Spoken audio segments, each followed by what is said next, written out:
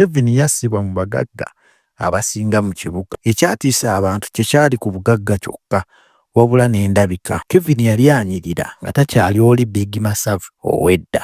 Olunaku lumu baategeka akabaga ku ssomero era ne bayita bwe yali asomeddeko ku ssomero eryo. Mu be baayita ne Kevin yalimu. Yayingirawo mu mmotoka ey'ebbeeyi buli omu n'atya.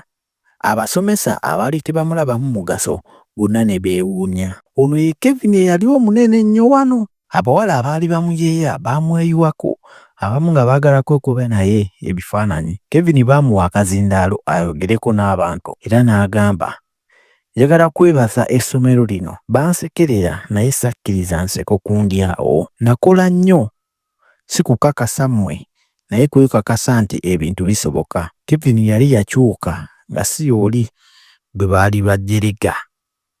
Kiki ky'oyize mu mboozi eno?